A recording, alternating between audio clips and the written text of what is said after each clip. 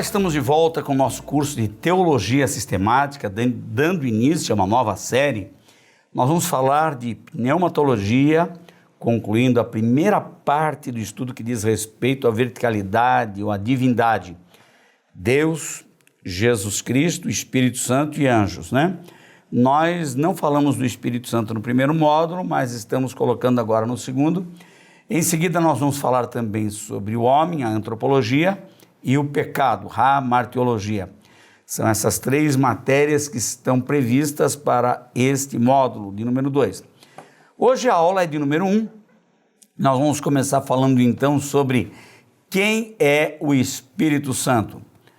O termo Espírito aparece no hebraico, língua do Antigo Testamento, como ruá, e no grego, língua do Novo Testamento, como pneuma.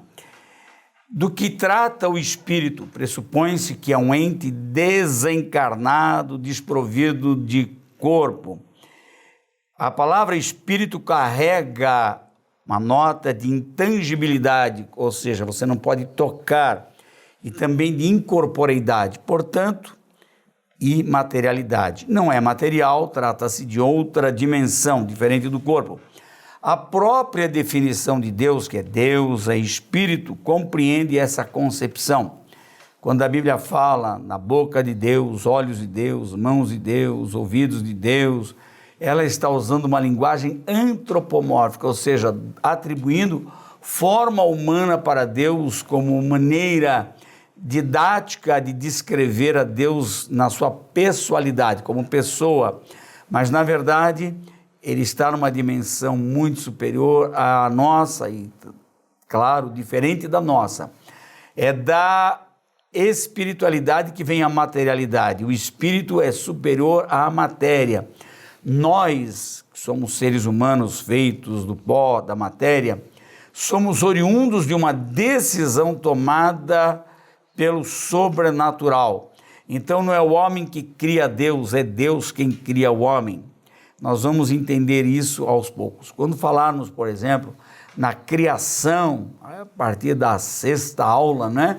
Vamos falar sobre o homem, então nós vamos tratar mais pormenorizadamente desse assunto da criação e do imaterial formando o material. Muito bem, vamos então pensar um pouquinho na pessoa do Espírito Santo. Conflitos sobre a divindade do Espírito Santo. Na igreja primitiva surgiram algumas heresias. O que é uma heresia? É a distorção de uma ortodoxia, ou seja, é a distorção de uma doutrina reta, correta. A heresia é um pecado que muitas vezes, depois de cometido, não se consegue voltar. Impressionante, né? Às vezes a pessoa comete um pecado de mentira, de roubo, de adultério, todo pecado é feio e tem lá as suas consequências, mas ela consegue se arrepender e voltar. Mas normalmente a experiência tem nos mostrado que quem comete pecado de heresia, entra com o ensino errado, uma distorção da revelação bíblica, essa pessoa vai embora e não consegue mais voltar. Isso é muito sério. Isso aconteceu na igreja primitiva. A presença, principalmente, dos gnósticos, filósofos de uma corrente que estava nascendo em meados do 1º século, se introduzem no seio da cristandade e começam a trazer consigo as suas ideias, mostrando aquele conflito dialético entre o material e o imaterial, entre a matéria e o espírito. A matéria é má, o espírito é bom, logo Jesus não vem em carne. E aquilo foi crescendo, crescendo. O apóstolo Paulo teve dificuldade com essa gente, principalmente quando ele escreve aos Colossenses, ele rebate muito o conceito dos gnósticos. E João também, nas suas cartas, a 1ª, a 2ª e a 3ª, principalmente na 1ª, ele ataca muito forte o pensamento gnóstico que negava a materialidade do corpo de Jesus, dizendo que Jesus não veio em carne. Essa era uma doutrina ensinada por aqueles hereges, filósofos do gnosticismo. Com isso, eles levaram uma discussão trinitariana para frente, já falamos disso quando estudamos sobre Deus, e foi resolvida no Concílio de Nicéia em 325 da era cristã. mas depois surgiram outras controvérsias sobre a Trindade e foram tratar disso lá na frente no Concílio de Calcedônia. Mas o nosso assunto agora é falar sobre os conflitos existentes com respeito à divindade do Espírito Santo. Um deles é o modalismo, uma das formas de antitrinitarianismo, ou seja, a doutrina que não acredita, o que é contrária à doutrina bíblica da Trindade. O modalismo ensina que Pai, Filho e Espírito Santo são a mesma pessoa e que eles agem de modos diferentes, dependendo da circunstância ou da situação. Por isso ele é modalismo. Age de acordo com o momento, de acordo com o interesse. Uma hora Deus se revela como Pai, uma hora Deus se revela como Filho, uma hora Deus se revela como Espírito Santo. Isso é uma doutrina totalmente antibíblica, uma aberração. Bem, vamos então seguir um pouquinho aqui. Assim como o Pai, Filho e Espírito Santo são diferentes nomes, trata-se da mesma pessoa, dizem eles.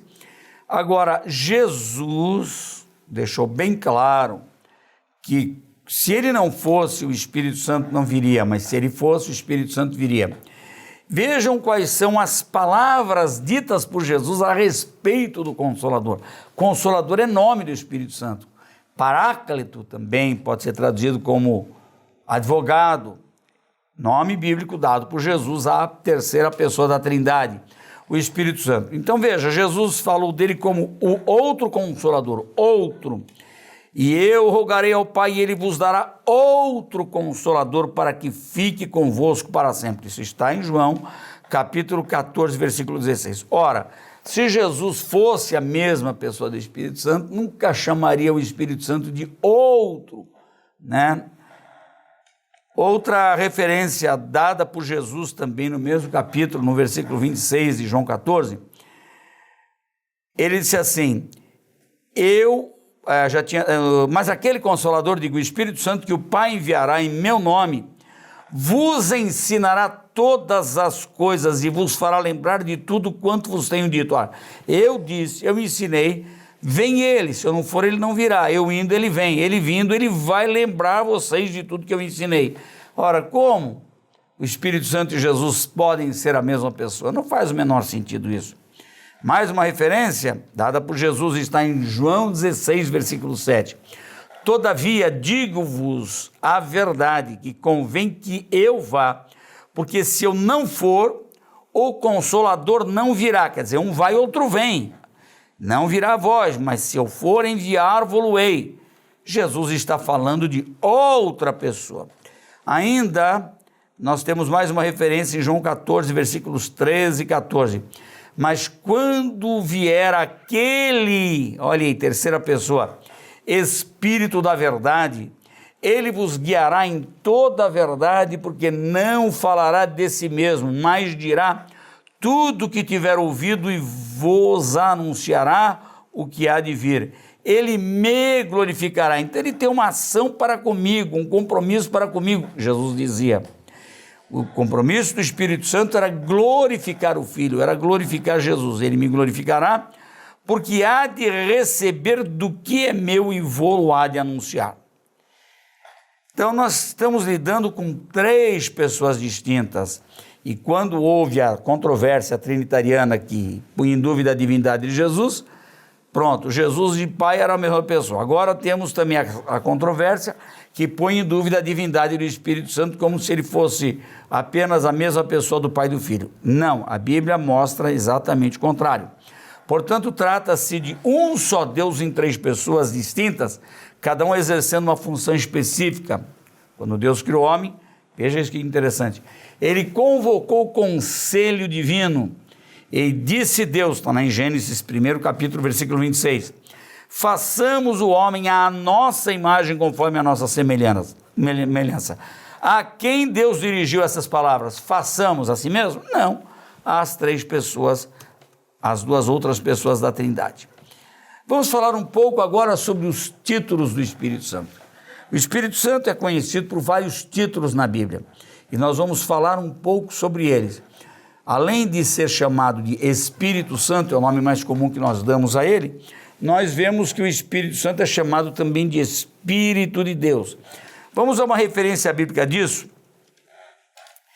O Espírito de Deus no Antigo Testamento é como mais aparece. Isto não quer dizer que era o Espírito pessoal de Deus, porque os monistas, ou seja, aqueles que acreditam somente em Deus, que é o caso dos judeus, eles não creem em Jesus como Deus, eles não aceitam a divindade de Jesus, não aceitam a messianidade de Jesus, portanto não aceitam também o Espírito Santo como uma pessoa distinta da Trindade. Não, para eles o Espírito Santo é o próprio Espírito de Deus, mas há uma distinção nisso. O Espírito de Deus no Antigo Testamento refere-se ao Espírito Santo, que é também chamado de Espírito de Deus. Veja o exemplo de Gênesis, logo no comecinho, no primeiro capítulo, quando a Bíblia diz que no princípio criou Deus os céus e a terra era sem forma e vazia, e o Espírito de Deus se movia sobre a face das águas, outra versão diz do abismo. Ora, o Espírito de Deus se movia, o Espírito Santo é que estava lá. Ele fazia aqueles seus sobrevoos na terra. O que ele fazia? Ele estava protegendo esse planeta, com o qual Deus tinha um propósito muito grande. Deus tinha um plano com esse planeta. Aí quando ele faz a separação das águas e terras, então a porção seca aparece, e a porção molhada, que é a água separada da porção seca. Então você vê no planisfério, né, as porções de terra. Se você juntar as peças, vai ver que, por exemplo, a costa da África e a costa do Brasil se encaixam, né, perfeitamente. A costa oeste da África se encaixa com a costa leste do território brasileiro, né?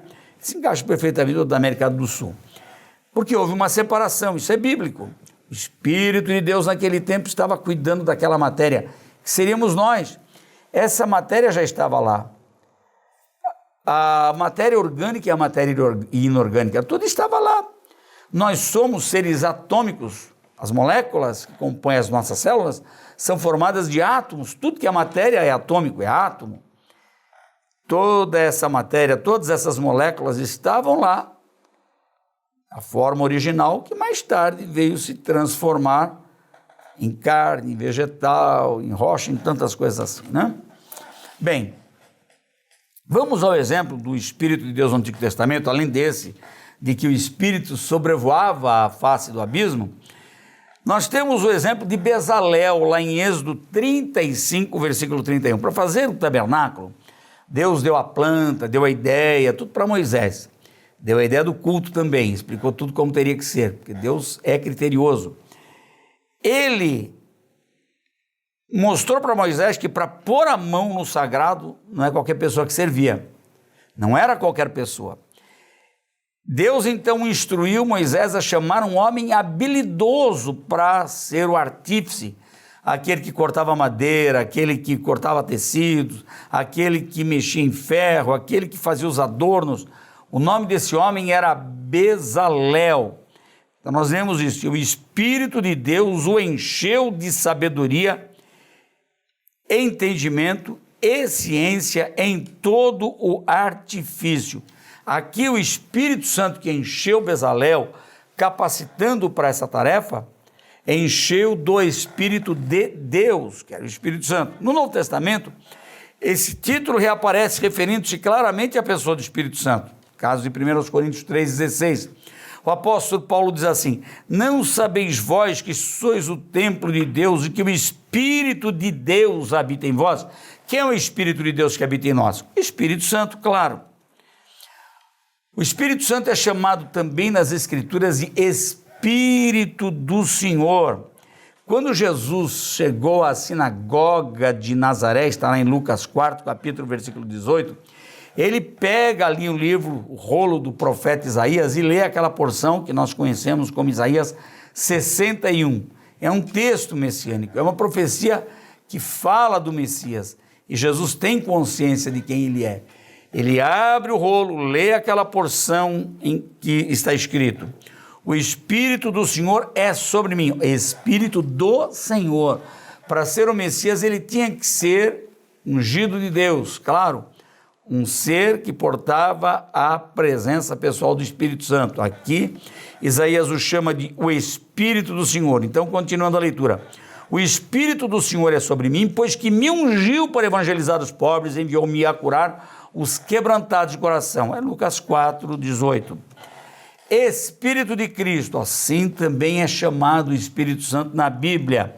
O apóstolo Pedro, na primeira carta, no versículo 11, ele faz uma citação no Antigo Testamento, dizendo assim: indagando que tempo, ocasião de tempo, o Espírito de Cristo que neles indicava anteriormente, testificando os sofrimentos que a Cristo haviam de vir e a glória que se lhes havia de seguir. Ele está fazendo uma menção lá de trás, falando do futuro, e ele diz, indagando em que tempo, em que ocasião de tempo, o Espírito de Cristo, vejam, ele está se referindo à presença, à pessoa profetizada do Espírito Santo, chamando-o aqui de Espírito de Cristo. Portanto, Pai, Filho e Espírito Santo não são a mesma pessoa. Outra referência ao Espírito Santo é Espírito de vida, Romanos 8, 2 e 11. Nós juntamos aqui no nosso texto os dois versículos bíblicos. O Espírito de Cristo, ou o Espírito Santo, também é chamado de Espírito de vida, porque a lei do Espírito de vida, Jesus Cristo me livrou da lei do pecado e da morte. Você vê isso no 2, você pode ler o 11 também.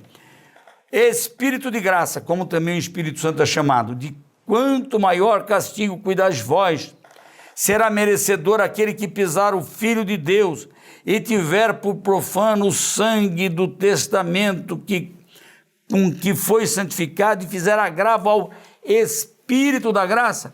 Gente, ele está se referindo aqui a um pecado que se pode cometer contra o Espírito Santo, chamando-o de Espírito da graça.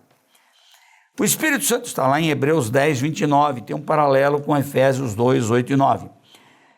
O Espírito Santo também é chamado de Espírito de adoção, por isso que lá em João 1,12 nós lemos, a todos quantos o receberam, deu-lhes o poder de serem feitos, porque não eram antes, filhos de Deus, ou seja, os que creem no seu nome. Agora, você lê em Romanos 8, 15, um testemunho de que somos salvos, e ele é dado pelo Espírito Santo, da seguinte maneira, no nosso coração, porque não recebestes o espírito de escravidão, para outra vez estardes em temor, mas recebestes o espírito de adoção de filhos, pelo quais clamamos, Abba, quer dizer Pai. O Espírito Santo age em nós, dando-nos testemunho de que somos salvos. Ele é também chamado de Espírito da verdade. Veja o que está em João, capítulo 14, versículo. Nós já lemos João 14, 16, já vemos vários textos de João, mas agora vamos distinguir, ali lemos para falar dele como Consolador, mas também há um outro destaque sobre o Espírito Santo, que é o de ser chamado de Espírito da verdade. E eu rogarei ao Pai, e ele vos dará outro Consolador, para que fique convosco para sempre. O Espírito da verdade, olha, outra designação à pessoa do Espírito Santo. O Espírito da verdade que o mundo não pode receber, por isso que é só salvo que recebe o Espírito Santo. Na hora da conversão, o Espírito Santo vem a ele, convence do pecado, atrai para Cristo, convence do pecado, mas o Espírito Santo só vai habitar nele depois que ele aceitar a Jesus, confessar Jesus. Aí ele vai promover a regeneração, que é o novo nascimento. É a função do Espírito Santo também. A partir de então, a pessoa pode receber o Espírito Santo, mas como Espírito do mundo, ou seja, o homem pecador, como também é chamado aqueles que estão no mundo, não pode jamais receber o Espírito Santo. Vamos reler então o texto. O Espírito da verdade que o mundo não pode receber, porque não o vê nem o conhece, mas vós o conheceis, porque habita convosco e estará em vós. Agora, este é bem mais conhecido, mais identificado por todo mundo, Espírito Consolador, claro. Jesus prometeu enviar o Paráclito divino, Consolador. Paráclitos no grego é Consolador. Todavia, Jesus disse, digo-vos a verdade, que se eu não convém que eu vá, que se eu não for Consolador não virá, se eu for, enviar-vos-ei. O Espírito Santo também é chamado de Espírito de Santidade. foi designado Filho de Deus com poder segundo o Espírito de santidade pela ressurreição dos mortos, a saber, Jesus Cristo, nosso Senhor. Está lá em Romanos 1:4. Mais uma designação do Espírito Santo, como ele é chamado no Novo Testamento, Espírito da Glória. Pedro chama o Espírito Santo de Espírito da Glória na primeira carta que ele escreve, 4º capítulo, versículo 14. Diz assim: se pelo nome de Cristo sois vituperados, bem-aventurados sois, porque sobre vós repousa o Espírito da glória de Deus. Espírito de oração. O Espírito de oração, como ele também é chamado em Romanos, mesmo 8º capítulo, versículos 26 e 27. O Espírito ajuda as nossas fraquezas, porque não sabemos o que havemos de pedir como convém, mas o mesmo Espírito intercede por nós com gemidos inexprimíveis. E aquele que examina os corações sabe qual é a intenção do Espírito, e é ele que, segundo Deus, intercede pelos santos. Ele é intercessor, ele tem um espírito de intercessor, de oração. O Espírito Santo é chamado também de Espírito Eterno. Quanto mais, diz o texto de Hebreus 9,14, quanto mais o sangue de Cristo, que pelo Espírito Eterno se ofereceu a si mesmo, imaculado a Deus, purificará a vossa consciência das obras mortas para servirdes ao Deus vivo, pergunta o autor. Ele está chamando aqui o Espírito Santo pelo nome de Espírito Eterno. Então nós vimos que o Espírito Santo até agora é uma pessoa, é a terceira pessoa da Trindade.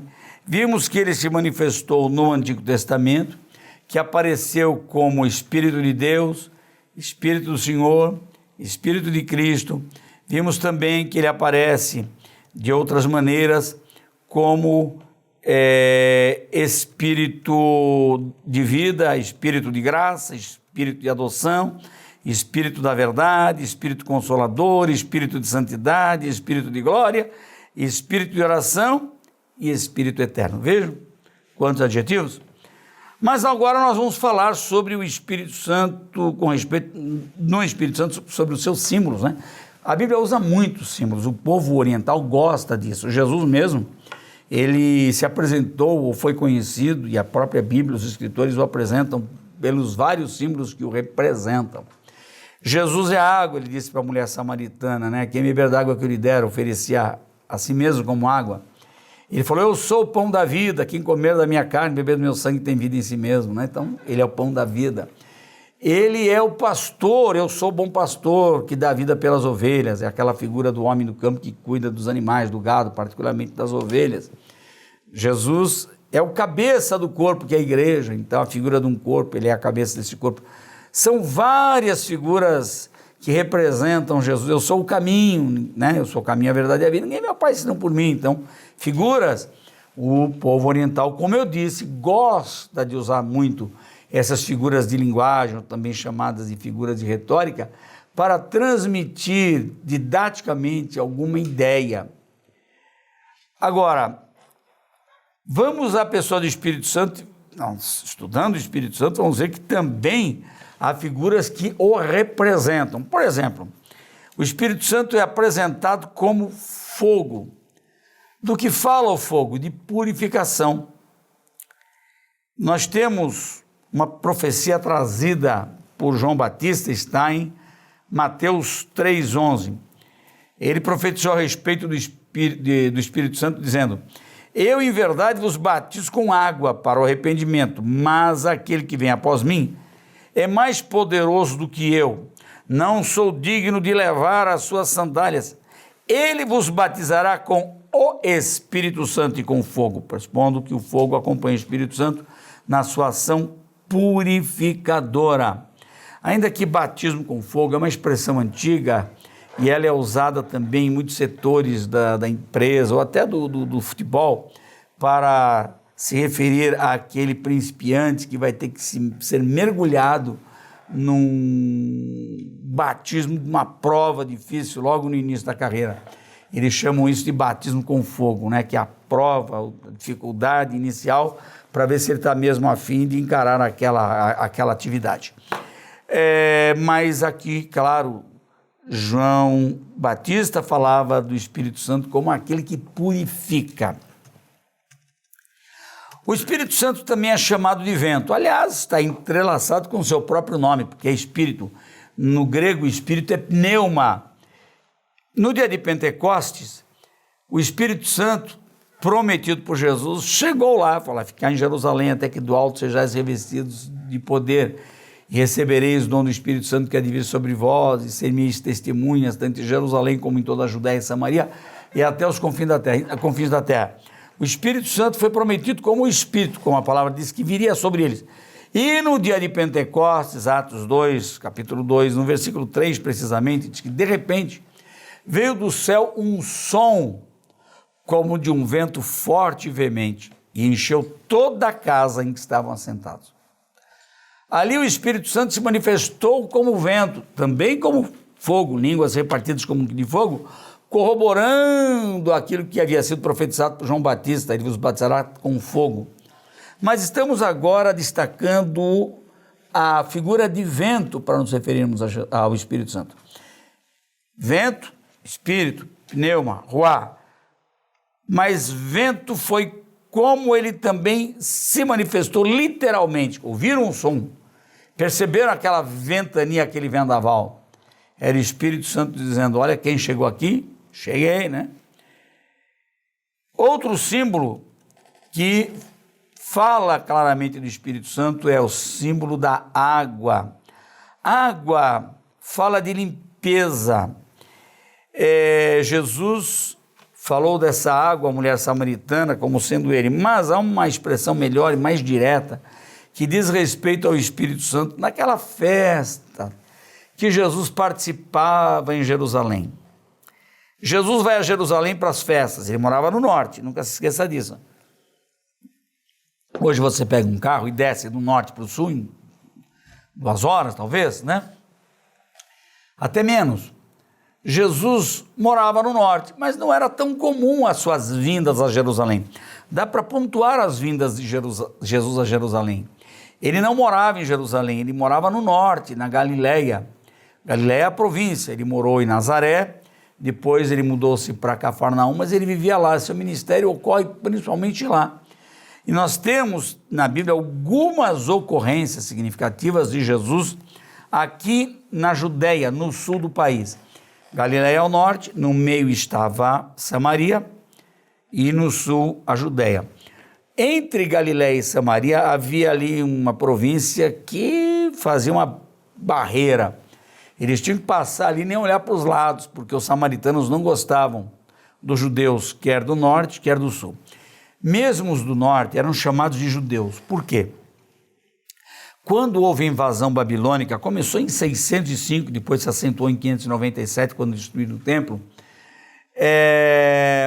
Depois que eles voltaram, em 535 a.C., né? 605 a 535 dá 70 anos, né? Quando eles voltam para a sua terra, o país já tem outro nome. Ele já passa a ser chamado de Judéia, os judeus. Você não vai ler no Novo Testamento nenhuma vez a palavra Palestina, por exemplo. Mas depois que eles saíram da terra em 1900, estou até dando um adendo, não está no texto. Quando no ano 70 eles deixaram a terra pela invasão do general Tito, que veio de Roma, o país começou a ser chamado de Palestina, porque os povos palestinos dominaram, ocuparam a terra até 1948, quando então, por um decreto da ONU, Israel voltou a ser nação. Até hoje, aqueles moradores antigos que ocupavam a terra desde aqueles quase 2.000 anos atrás até 48, eles eram palestinos, por isso a terra se chamava Palestina. E depois que os judeus a retomaram, eles mudaram o nome para Israel, porque o domínio da terra foi dado para eles. Mas hoje é uma distinção entre duas etnias, duas nações dentro de uma, os palestinos e os judeus, né? E a terra é chamada de Israel, nome que já recebeu no passado. Bem, Os judeus na Babilônia são chamados todos de judeus. Os judeus voltam, então eles ocupam a terra. Então tem judeu no sul e tem judeu no norte. Mas no norte, como no passado, ainda a população é um pouco diferente da população do sul. No sul moram os mais ricos, a elite, né? Mas Jesus descia muitas vezes para lá. Onde ele está agora? Vamos voltar para o texto, falando da água, né? Deu uma aulazinha aqui de história e geografia, mas é bom para dar uma base de entendimento. Jesus desce da Galileia, vai lá para o templo, numa das festas. Havia a festa da Páscoa, dos tabernáculos, das trombetas, aquelas festas principais. E está aquela multidão na cidade, adorando no templo, amigos que moram longe se reencontram, aquela festa toda. No último dia da festa, Jesus põe em pé e ele faz um discurso, baseado no quê? Lá em frente ao Muro das Lamentações tem uma pia, até hoje, tem uma canequinha. Os judeus não ousam fazer oração, tocar no Muro das Lamentações, sem antes pegar a canequinha de água e lavar as mãos 3 vezes. Mas às vezes eles acham que 3 vezes não foi o suficiente, então eles lavam 7, se purificam naquela água limpinha, aí eles vão tocar, encostar a mão no muro para orar. Vão ali se curvar diante do muro, fazer as suas orações e movimentos, né? Eles oram com movimento baseado no Salmo também, 103, bendize o meu nome ao Senhor, e tudo que é em mim, bendiga o seu santo nome. Tudo que é em mim, ó, meu corpo, meus músculos, meus ossos, meus nervos, tudo que é em mim, por isso eles se movimentam. Bom, Jesus olha aquela água da purificação, ele olha lá e tira o tema do sermão dele, diz assim, quem crê em mim? Como diz a Escritura, rios de água viva correrão no seu ventre. E João explica, isso dizia ele, acerca do Espírito Santo, que haviam de receber os que nele crescem, porque o Espírito Santo ainda não fora dado por Jesus não ter sido glorificado. Se o Espírito Santo e Jesus fosse a mesma pessoa, como é que era isso? Só foi dado porque Jesus foi glorificado e voltou para o céu. Outro símbolo do Espírito Santo é chuva e orvalho. Essa expressão fala de avivamento. Ela aparece várias vezes no Antigo Testamento, né? É uma figura muito própria para descrever o avivamento. Eles, na lavoura, faziam uma distinção entre 2 chuvas, a temporã e a serôdia. A temporã é uma chuva moderada, chamada de primeira chuva. É aquela que vem para molhar a terra e prepará-la para a semeadura. A segunda chuva, que é também chamada chuva tardia, é a chuva serôdia, quando já a plantação brotou, está chegando próximo o tempo da colheita, né? Então Deus manda a segunda chuva, a chuva serôdia, que é para dar aquela fortalecida na agricultura, para que então os agricultores venham fazer o corte daquilo que eles plantaram. Na língua inglesa eles chamam de modern rain, que é chuva moderada, e a later rain, né? A chuva tardia, que vem depois.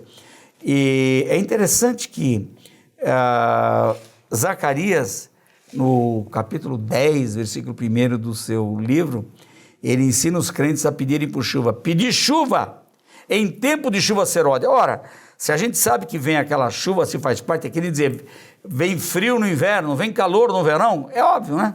Mas ele diz que mesmo sabendo que ela vem, é preciso orar, pedir por ela. É curioso isso, né? O profeta Elias, ele profetizou que ia chover. Ele pediu para o seu moço correr lá para avisar Acabe que vinha a chuva. Mas mesmo sabendo que ele vinha a chuva, porque já ouviu o ruído da chuva, sabe o que ele fez? Botou a cabeça entre os joelhos. Bem, isso é uma tarefa que não é todo mundo que consegue. Eu consegui até os 10, 12 anos de idade. Hoje não dá mais. Isso quer dizer que Elias era muito magro, né? Ele conseguia dobrar. Você consegue colocar a cabeça no meio dos joelhos? Para que ele fez aquilo? Por que a Bíblia menciona isso? Para orar. Ele pediu mesmo sabendo que vinha. Mesmo sabendo que está havendo avivamento na sua igreja, peça. Não pare de pedir. Pedir chuva em tempo de chuva serôdia. Bom, vejam o que diz Joel, segundo capítulo, versículo 23, está aqui no nosso texto. E vós, filhos de Sião, regozijai-vos e alegrai-vos no Senhor vosso Deus, porque Ele vos dará ensinador de justiça e fará descer a chuva temporã, a moderada, e a serôdia, a chuva tardia no primeiro mês. Outra figura do Espírito Santo. O Espírito Santo é pomba. No dia do batismo de Jesus, nós lemos que o Espírito Santo desceu sobre ele em forma de uma pomba. Agora isso nos remete novamente a Êxodo, ou a Gênesis, digo Êxodo, hein? Primeiro capítulo, versículo 2, quando o Espírito de Deus se movia sobre a face das águas. Não lembra mesmo a figura de uma ave sobrevoando aquela superfície líquida? Assim era o Espírito Santo. Ele se manifesta. Do que é que pomba nos fala na linguagem teológica, bíblica? Fala de paz, serenidade. O Espírito Santo é espírito de paz. E João Batista, na hora do batismo de Jesus, ele viu o Espírito Santo descer sobre Jesus em forma de uma pomba. Olha o que está escrito em João 1,32. E João testificou dizendo: eu vi o Espírito descer do céu como uma pomba e repousar sobre ele. Por favor, não diga que o Espírito Santo é uma pomba. Ele não é uma pomba. Nós não sabemos como ele é uma pessoa. Ele está sentado ali ao lado do Pai e do Filho. Ali o trono da Trindade está posto. Ele está na glória, mas também está atuando aqui. Ele tem o seu lugar lá, mas ele está na terra. Quer dizer, por ser Deus, ele é onipresente. Jesus também dizia que ele estava na terra, mas que estava no céu. Como é que pode isso, né? Apesar de humano, Jesus tinha o seu lado divino e há muitos mistérios escondidos aí que só na eternidade nós vamos entender. Então o Espírito Santo é também simbolizado numa pomba. Outra figura, e essa figura é bem conhecida e muito explorada, principalmente pelo pentecostalismo moderno, ou novo pentecostalismo. Óleo, unção, que representa poder. Agora estão falando muito em unção, mas tem unção que a Bíblia não chama, né, de unção, coisa que a Bíblia não chama de unção. Existe unção, manto, são expressões novas que as pessoas querem usar. Eu gosto de ficar muito com os termos bíblicos, eu gosto de ficar com a Bíblia. Vamos evitar termos que a Bíblia não promove, termos que a Bíblia não demonstra. O azeite, por exemplo, era usado na consagração de 3 ofícios em Israel: profeta, reis e sacerdotes. Aí no seu texto há referências bíblicas para você conferir o que estamos falando. E no Novo Testamento ele é aplicado sobre os enfermos. Nós temos uma única orientação no Novo Testamento sobre o uso do óleo. Lá em Tiago, capítulo 5, versículo 14, nós vemos: está alguém entre vós doente?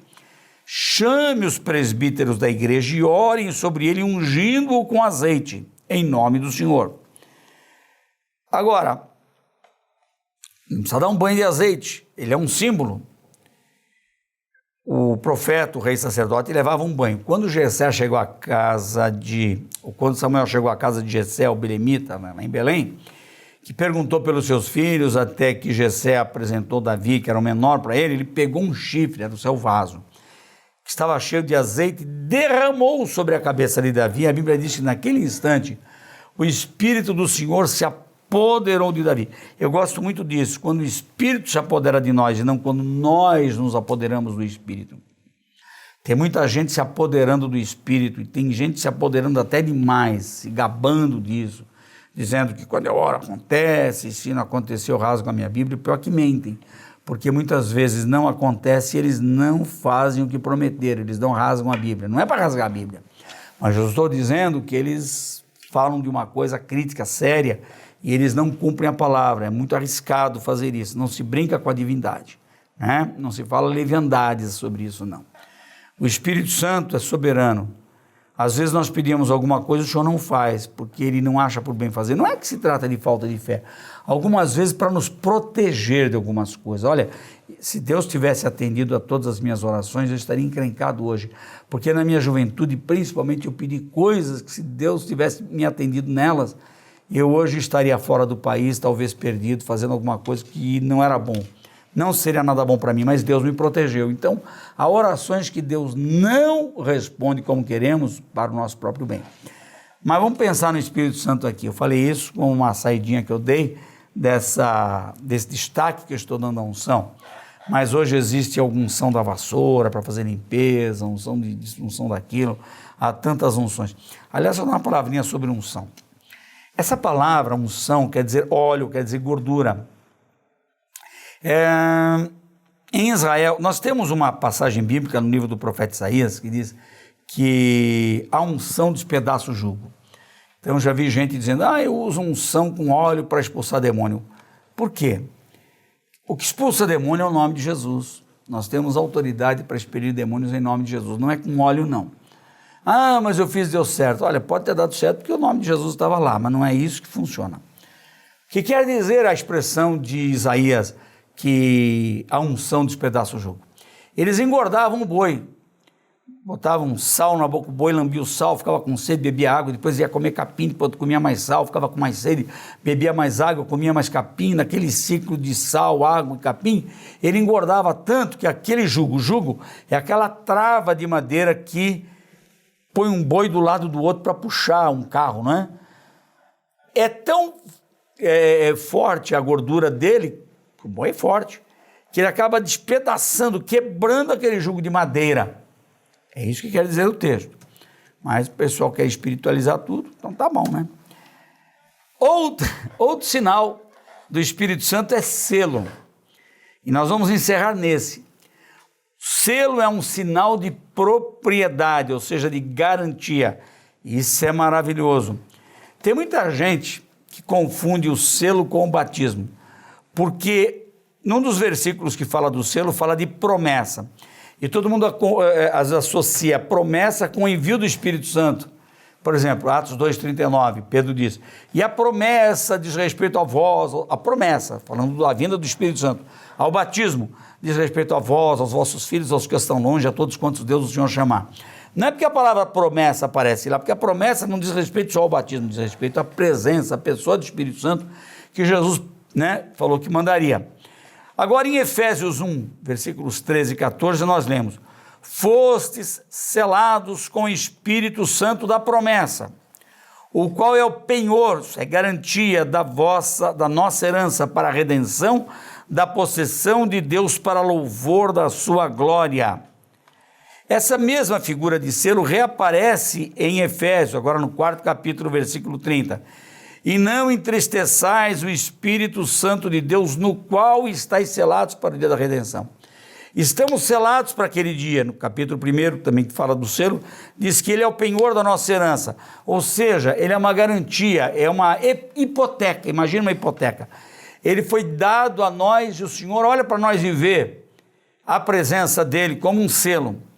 Era muito comum no passado os comerciantes de madeira, no Império Romano, eles mandavam lotes de madeira por navios para outros países. Quando chegava lá na capital do império, que era Roma, ficavam aqueles depósitos imensos de lotes de madeira que iam para vários países, ali iam ser distribuídos.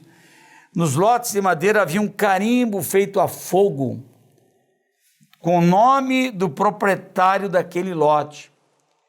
Então, o selo representa a propriedade.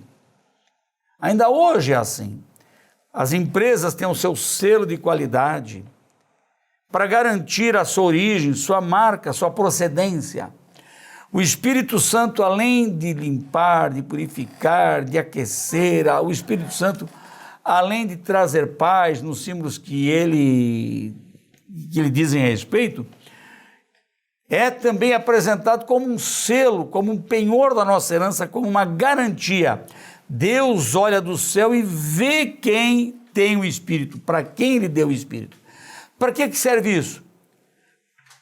Principalmente para o dia da redenção, no dia em que Jesus tirar os salvos da terra, vamos ser como que sugados daqui, só vão subir aqueles que têm o selo do Espírito Santo.